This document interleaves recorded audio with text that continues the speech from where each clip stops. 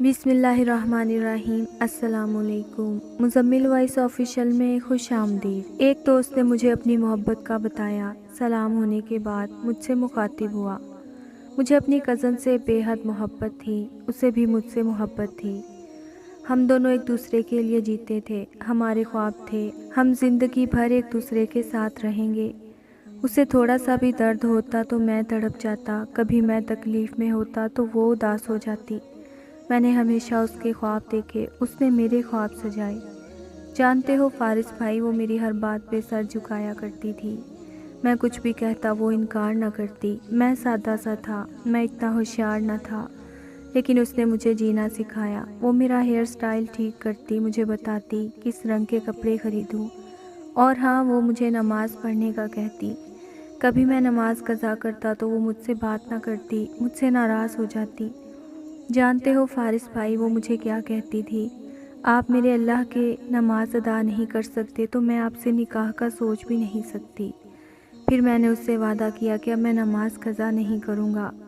وہ راضی ہو جاتی۔ فارس بھائی، اس سے بات کیے بنا میرا ایک بھی لمحہ نہیں گزرتا تھا۔ وہ میری بہت بہت عزت کرتی تھی، میں اس کی بہت عزت کرتا تھا۔ وہ بہت نرم دل، اس کی ایک عادت تھی، اسے کوئی کتنا بھی درد دے وہ خاموش رہتی، چپکے سے آواز دبائے ہوئے جی بھر کے رو لیتی، پھر منہ دھو کر سب سے یوں بات کرتی جیسے اسے کچھ ہوا ہی نہ ہو، کبھی شکوہ نہ کرتی۔ میں اس سے ناراض ہو جاتا تو وہ اداس ہو جاتی، مجھے میسیجز کرتی، مجھے آواز دیتی، مجھے منانے کی کوشش کرتی۔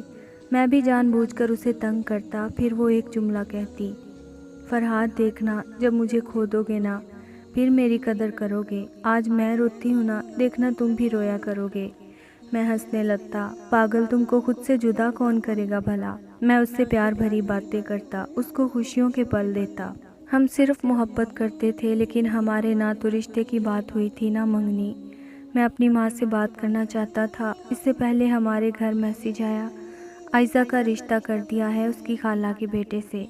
میں نے جلدی سے اسے فون کیا، وہ رو رہی تھی، مجھے کہنے لگی، فرحاد میرے لیے اب دعا کرنا۔ میں کمرے میں بیٹھا رونے لگا، عائزہ مر جاؤں گا۔ وہ مجھے سمجھانے لگی، فرحاد پاگل نہ بنو، امی ابو نے جو فیصلہ کیا وہ بہتر ہے، ہماری قسمت میں یہی لکھا تھا۔ میں نے بہت منتیں کی، اسے بھاگ جانے کا بھی بولا، وہ 5 وقت کی نمازی تھی، وہ کیسے کچھ غلط کر سکتی تھی۔ جب اس کا نکاح ہوا تب سب کو پتہ چلا ہم ایک دوسرے کو چاہتے تھے، تب بہت دیر ہو چکی تھی۔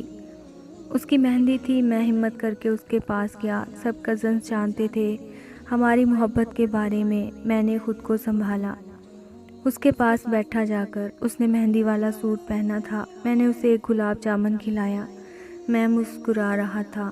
میں نے جب اس کی آنکھوں میں دیکھا، نہ جانے کیسے ایک سمندر آنسوؤں کا امڈ آیا۔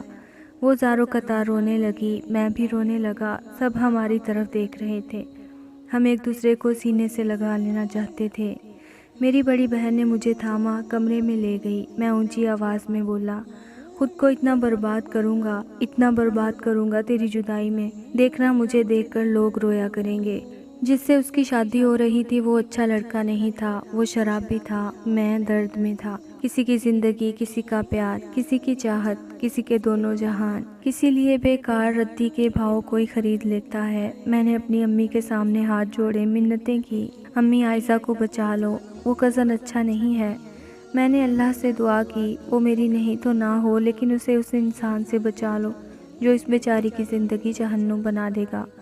نکاح سے پہلے اس نے مجھے کہا تھا، فرحاد محبت میں مل جانا ضروری تو نہیں ہوتا نا، ہم سب اپنی اپنی قسمت لے کر آتے ہیں، قسمت کے سامنے کس کا زور ہے۔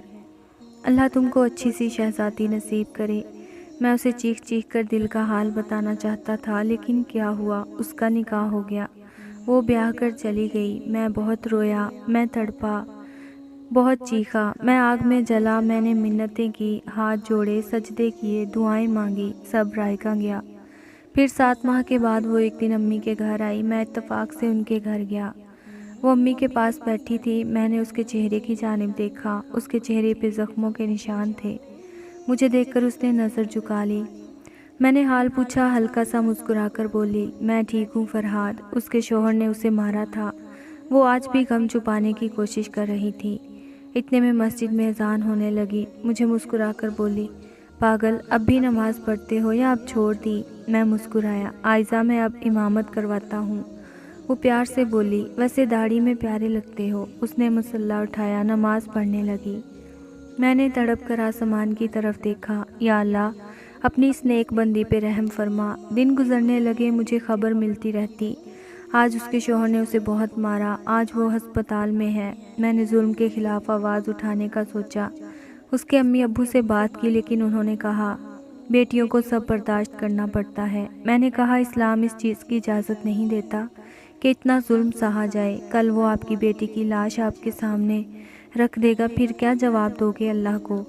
میں نے عائزہ کو فون کیا، عائزہ بس کرو یہ ظلم سہنا، تم پڑھی لکھی سمجھدار ہو، اسلام نے عورت کو بہت عزت بخشی ہے۔ میں نے عائزہ کو ہمت دی، اس کو طلاق لینے کا بولا۔ اس کے شوہر نے مجھے بہت دھمکایا، بہت جھگڑا بھی ہوا، لیکن بالآخر بہت سی مصیبت کے بعد طلاق ہو ہی گئی۔ پھر عائزہ کی رضا سے عدت کے دن مکمل ہونے کے بعد سادگی سے اس سے نکاح کر لیا۔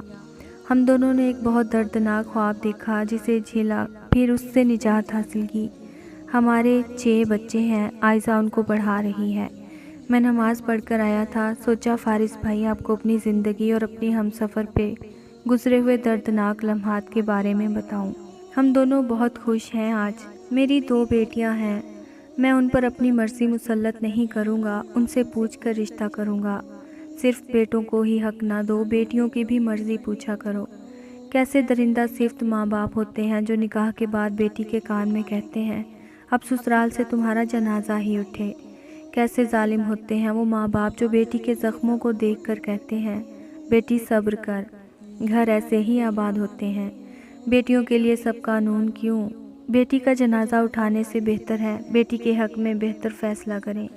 اس کہانی کا مقصد طلاق لینا یا کوئی غلط فیصلہ کرنا نہیں ہے۔ ایسا نہ ہو کہ کوئی لڑکی اپنی ناجائز محبت کی خاطر اپنا گھر تباہ کر لے۔ یہ کہانی آپ کو صرف ایک آئینہ دکھانے کے لیے ہے۔